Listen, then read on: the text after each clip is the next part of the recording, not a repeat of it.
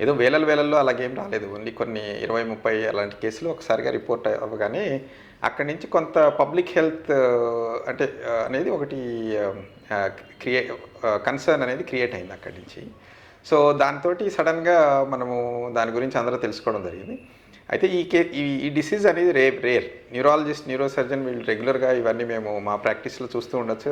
అది మేము నిమ్స్ లాంటి టెర్షియరీ హాస్పిటల్‌లో కూర్చొనున్నప్పుడు నేచురల్‌గా ఈ కేసెస్ అనేవి మాకన్నీ రిఫర్ అయ్యి వస్తూ ఉంటాయి. అంటే ఎన్నో ట్రీట్ చేస్తూ ఉంటాము. కాకపోతే ఇదంత వరీ అవ్వాల్సిన డిసీజ్ కాదు.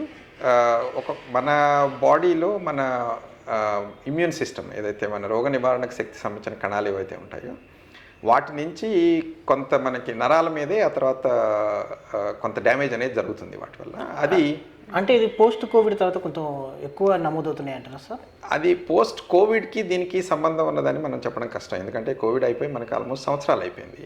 సో, కొన్ని ఎఫెక్ట్స్ ఏవో అప్పుడు ఇమ్మీడియేట్‌గా రిపోర్ట్ అయినాయి. ఆ తర్వాత కొన్ని లాంగ్ టర్మ్ ఎఫెక్ట్స్ ఉండొచ్చు. కానీ దాన్ని మనం డైరెక్ట్‌గా కోవిడ్ అయిన దానివల్ల ఇది జరుగుతున్నది అని చెప్పడం అనేది చాలా కష్టం. ఎందుకంటే జనరల్‌గా ఏవైతే రిపోర్టెడ్ ఇప్పటివరకు most of the cases GB syndrome ఆ తర్వాత ఇవన్నీ ఏవైతే వస్తాయో, దానికి మనం ఇమ్మీడియేట్‌గా కొంతమందిలో మనం ట్రేస్ చేయగలిగింది ఏంటంటే, దాని ముందు ఏదో వాళ్ళకి డయేరియాలో లేకపోతే ఆ తర్వాత ఇన్ఫెక్షన్సో, ఆ తర్వాత ఏదో వైరల్ ఇన్ఫెక్షన్ లాంటివి జలుబులు, తుమ్ములు ఇలాంటివి వచ్చి ఉండొచ్చు.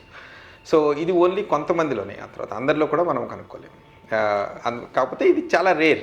అందువల్ల మనము ఇది చెప్పగానే ఇక డయేరియా తర్వాత జలుబులు, తుమ్ములు రాగానే ఆ తర్వాత ప్రతి ఒక్కళ్ళకి కూడా ఆ తర్వాత జీబీ సిండ్రోమ్ వస్తుంది, పారాలిసిస్ లాగా వచ్చేస్తుంది అనేది అలాంటి అపోహలు మనకి పడాల్సిన అవసరం లేదు.